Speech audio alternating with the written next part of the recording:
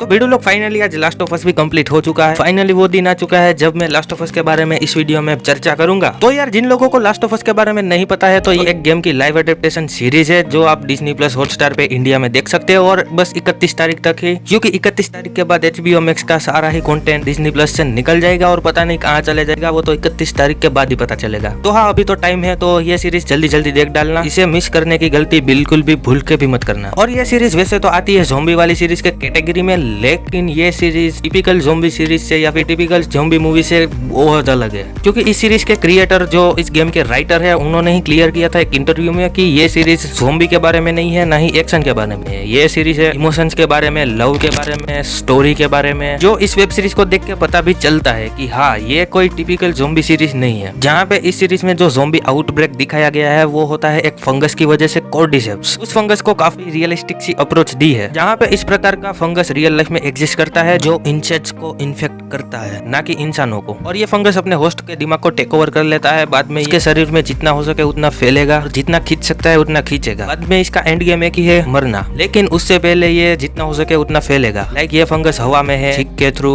खांसने के थ्रू फैलता है। इस फंगस के बारे में और ये आउटब्रेक किस तरीके से होता है, इन दोनों ही चीजों को जिस तरीके से एपिसोड 1 और एपिसोड 2 में दिखाया गया है टोटली समझ में आ जाता है। बहुत ही अलग तरीके से इसको दिखाया है। काफी सारी सीरीज में होता है ना कि सीरीज स्टार्ट होती है, आउटब्रेक होता है, फिर दिखाते हैं किस वजह से हुआ है, लेकिन इसमें ऐसा नहीं है। एपिसोड 1 में थोड़ा बहुत एक्सप्लेन कर देते हैं और एपिसोड 2 के स्टार्टिंग में थोड़ा बहुत एक्सप्लेन कर देते हैं। थोड़े बहुत एक्सप्लेनेशन में ही आपको सब कुछ ही समझ में आ जाता है, तो इसे कहते हैं गुड राइटिंग। और भाई इस सीरीज में जो मेरे को सरप्राइजेस मिले हैं भाई यार पूछो ही मत, क्योंकि पहली चीज मैंने गेम नहीं खेली है और इसके बारे में मुझे कुछ भी नहीं पता था, तो उस वजह से मेरे को इतने अच्छे अच्छे सरप्राइजेस मिले। और इसके एपिसोड 1 में जो चीजें हुई है, अरे भाई साहब, जहाँ पे जोएल की बेटी को गोली लग जाती है उसके बाद भी मुझे लग रहा था कि वो बच जाएगी, जोएल उसको बचा लेगा, लेकिन नहीं पाई। उसकी बेटी का एंड गेम वहाँ पे ही हो जाता है और वही तो इस सीरीज का पूरा टर्निंग पॉइंट है। और वहाँ से ही जोएल के कैरेक्टर को और भी डेप्थ मिलती है कि उस इंसिडेंट के बाद जोएल जो अपना रहता है वो एकदम ही अंदर से टूट चुका है, खोखला हो चुका है, उसकी लाइफ के कोई मायने ही नहीं है और उसके अंदर ना ही कोई फीलिंग्स बची है और ना ही कोई दया भावना। और जोएल की आगे की जर्नी में उसको एली मिलती है। एली वही होती है जो इम्यून होती है इस फंगस से। और फायरफ्लाइज जो highly skilled revolutionary military group होता है उसकी एक मेन हेड होती है मर्लिन। वो जोएल को एक लोकेशन देती है जहाँ पे एली को लेके जोएल को उस लोकेशन पे पहुंचना है, और उस जगह पे एक हॉस्पिटल होता है जहाँ पे एली के ब्लड से दवाई बनाई जाएगी इस फंगस की। तो अपना जोएल इस काम के लिए पहले नहीं मानता है, लेकिन एक गाड़ी की बैटरी के लिए मान जाता है। तो वहाँ पे जोएल अपनी साथी के साथ एली को लेके आगे बढ़ जाता है। और जिस तरीके से इसमें फायरफ्लाइज होता है उसी तरीके से एक दूसरा मिलिट्री ग्रुप भी होता है जिनका नाम होता है फेडरा, जिसकी मेन हेड होती है कैथलीन। और इसमें एक चीज बहुत ही अच्छी तरीके से दिखाई गई है, अगर रियलिटी में कोई ज़ॉम्बी आउटब्रेक होगा तो उसमें ज़ॉम्बी इंसान का दुश्मन नहीं होगा, उसकी जगह पे इंसान ही इंसान का दुश्मन हो सकता है। एग्जाम्पल के तौर पे अगर आपने इसका एपिसोड 8 देखा है, वहाँ पे हमें क्या पता चलता है कि एक प्रीचर होता है, वो दूसरे इंसानों को इंसान का ही मांस खिला रहा होता है, और उन दूसरे इंसानों में से कुछ लोगों को तो पता भी नहीं होता है कि ये हमें इंसान का मांस खिला रहा है। और भाई लास्ट ऑफ अस का एपिसोड 8 जो था यार, एक रियल इविल को दिखाता और अपनी एली कितनी स्ट्रॉन्ग है वो भी दिखाता है, जहाँ पे एली को वो प्रीचर पकड़ लेता है और एली को ऑफर करता है कि तू मेरे साथ रहे, ये वो, और उसको वहाँ पे ये तक पता चल जाता है कि अपनी एली इस फंगस से इम्यून है। लेकिन एली तो एली है, वो कितनी बेडास है वो वहाँ पे पता चलता है एली जब उसके चंगुल से छूटती है। वहाँ पे वो जो पूरा सीक्वेंस चल रहा था तो मुझे ये लग रहा था अभी जोएल आएगा और एली को बचा लेगा, लेकिन यार जोएल वहाँ पे नहीं आता और एली अपने आप को उस फादर से और दूसरे खतरनाक लोगों से अकेले ही लड़के छूटती है। तो भाई यार वहाँ पे पता चलता है कि ये कितनी बेडास है। और इसमें पेड्रो पास्कल ने जिस लेवल की एक्टिंग की है भाई, मतलब उन्होंने जोएल के कैरेक्टर को एकदम ही परफेक्टली प्ले किया है। और उनके अलावा दूसरे एक्टर्स के बारे में भी बात करें, लाइक बेला रैमजी और भी सारे कैरेक्टर, उन सभी कैरेक्टर्स के एक्टर्स ने भी एक नंबर की परफॉर्मेंस दी है। इसमें एक भी जगह पे एक भी कैरेक्टर के एक्टर की परफॉर्मेंस कमजोर पड़ती ही नहीं, एकदम ही सभी के सभी एक्टर्स की परफॉर्मेंस स्ट्रॉन्ग है। और इसमें बीच बीच में अलग अलग कैरेक्टर्स की हमें स्टोरी दिखाई जाती है, जिन कैरेक्टर्स की स्टोरी इन दी एंड हमारे जोएल के साथ कनेक्ट हो ही जाती है। और उन कैरेक्टर्स की स्टोरी को भी जिस तरीके से दिखाते हैं ये लोग एकदम ही ब्यूटीफुली, और जो उसमें इमोशंस की बारिश होती है भाई, एकदम ही दिल खुश हो जाता है। जैसे कि बिल और फ्रैंक की स्टोरी देख लो, हेनरी और सैम की स्टोरी देख लो, और अपनी एली की थोड़ी सी एक बैक स्टोरी दिखाई जाती है, जहाँ पे राइली और एली के बीच में कितनी अच्छी दोस्ती होती है वो हमें दिखाया जाता है। मतलब ये जो छोटी छोटी स्टोरीज इन कैरेक्टर्स की इसमें डाल के इन लोगों ने काफी ही बढ़िया काम किया, क्योंकि ये चीजें ऑडियंस को इंगेज भी रखती है और उनको और भी मजा आ जाता है। और हमें भी इस सीरीज के एक अलग एक्सपेक्ट के बारे में भी जानने को मिलता है। यहाँ पे सैम और हेनरी की बात करें तो उससे कैथलीन बदला लेना चाहती है, तो वहाँ पे रिवेंज वाला मामला चल रहा है, और उस रिवेंज की वजह से क्या कुछ कॉन्सिक्वेंसेस होते हैं और वो कॉन्सिक्वेंसेस कैथलीन, हेनरी और सैम को किस तरीके से झेलने पड़ते हैं, वो एकदम ही शॉकिंग चीज लगती है। और उसे एक चीज समझ में आती है कि रिवेंज का एंड अच्छा नहीं होता। होता, बहुत बुरा होता है। और बिल और फ्रैंक की जो पूरी लव स्टोरी प्लस उनकी लाइफ स्टोरी जो दिखाते हैं कि ऐसे पोस्ट एपोकलिप्टिक दुनिया में भी ये लोग किस तरीके से एक दूसरे के प्यार में एक दूसरे को सपोर्ट करते हुए किस तरीके से आगे बढ़ते हैं, किस तरीके से अपनी लाइफ जीते हैं, इन चीजों को बड़ी ही अच्छी तरीके से दिखाया मेकर्स ने। और एली की बैक स्टोरी में राइली और एली के बीच में जो भी कुछ था उस चीज को भी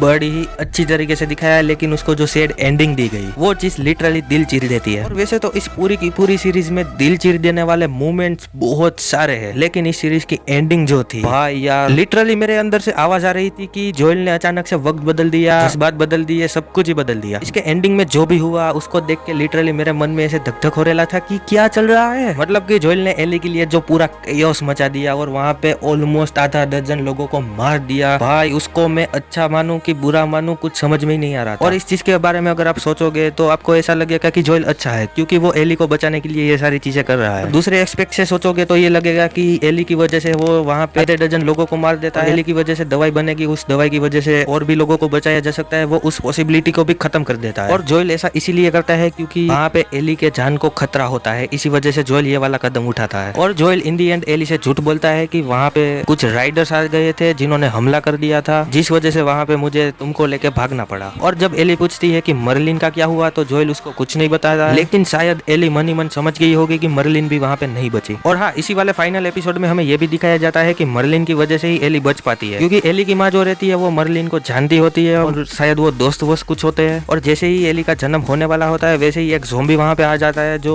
एली की माँ को काट लेता है, और वहाँ पे मर्लिन भी आ जाती है और मर्लिन को एली की माँ एली को सौंप देती है और वो कहती है कि अब मुझे मार दो, तो वहाँ पे मर्लिन उसको मार देती है। और हाँ, ये सीरीज विजुअली इतनी खूबसूरत, इतनी अमेजिंग थी, चाहे वो सिनेमेटोग्राफी ले लो, चाहे वो कलर ग्रेडिंग ले लो, और हमें जो पोस्ट एपोकलिप्टिक दुनिया दिखाई गई है उस दुनिया का जो पूरा सेटअप इन लोगों ने दिखाया है, मैं सिंपली एक वर्ड यूज करना चाहूंगा, फैंटास्टिक। और इस शो के जो मेकर्स है वो मेकर्स वही है जिन्होंने लास्ट ऑफ अस गेम में उसकी स्टोरी को लिखा था। और मे भी इन लोगों का टारगेट भी यही था कि ये लास्ट ऑफ अस गेम की फेथफुल लाइव अडेप्टेशन हो। और हाँ, ये शो जब चल रहा था हर हफ्ते जब इसके एपिसोड आ रहे थे तब रेडिट पे और इंटरनेट पे हर जगह पे इसके गेम और इसकी सीरीज के बारे में साइड बाय साइड कंपैरिजन होता था, और इतना एक्यूरेट सभी के सभी सीन्स थे इसके भाई, बात ही मत पूछो। और वो जो इंटरनेट पे कंपैरिजन होता था और लोग जो तारीफ करते थे कि ये फेथफुल अडेप्टेशन है, वहां से ही मुझे पता चल पाया कि हाँ भाई ये फेथफुल अडेप्टेशन है। क्योंकि मैंने तो गेम नहीं खेली है तो मुझे तो पता नहीं है कि कितना फेथफुल अडेप्टेशन है या नहीं, लेकिन इन कंपैरिजन की वजह से जिन लोगों ने लास्ट ऑफ अस की गेम नहीं खेली है उनको भी पता चलता है कि नहीं भाई, इन लोगों ने दिल से इस सीरीज को बनाया है। और इसका इंट्रो यार,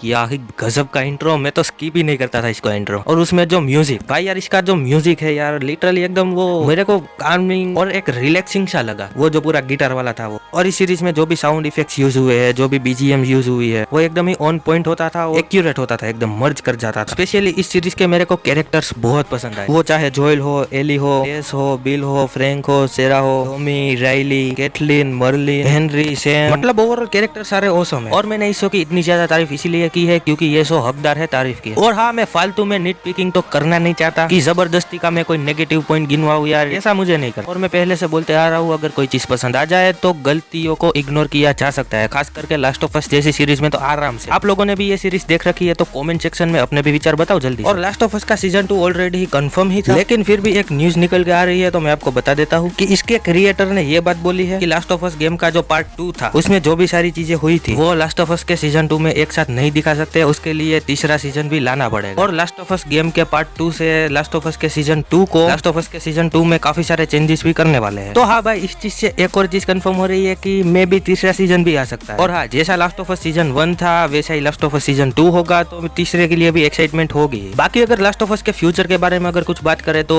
जोएल और एली एक अलग जगह पे चले गए हैं, वो जगह कौन सी है वो कुछ बताया नहीं है। और इतनी सारी चीजों के बाद, इतनी लंबी जर्नी के बाद अभी भी लास्ट ऑफ अस के वर्ल्ड में काफी कुछ देखना बाकी है। और वर्ल्ड से याद आया कि इस सीरीज की वर्ल्ड बिल्डिंग बहुत ही डिटेल्ड वर्ल्ड बिल्डिंग है। तो हाँ, ओवरऑल ये सीरीज ब्यूटीफुली केयोटिक है, जहाँ पे आपको इमोशंस भर भर के देखने को मिलेंगे, कुछ बॉन्डिंग्स देखने को मिलेगी, कुछ चीजें सीखने को मिलेगी। तो हाँ, यही था मेरा ओपिनियन, यही था मेरा review last of us season 1 के ऊपर। और इस सीरीज को मिस करने की गलती भूल के भी मत करना, मैं अभी भी कह रहा हूँ, दूसरी बार कह रहा हूँ, इसको 100% चेकआउट करना, क्योंकि ये ज़ॉम्बीज की सीरीज में एक अलग टेक है। सो हाँ, इस वाले वीडियो के लिए बस इतना ही रखते हैं। आई होप कि तुम्हें ये वाला वीडियो पसंद आया हो। अगर ये वाला वीडियो पसंद आ गया है तो लाइक कर दो, और ऐसे ही वीडियोस आगे भी देखना चाहते हो तो सब्सक्राइब कर देना। और आप लोगों से मिलता हूँ जल्दी ही नेक्स्ट वाले वीडियो में, तब तक के लिए बाय बाय और जय हिंद और वंदे मातरम।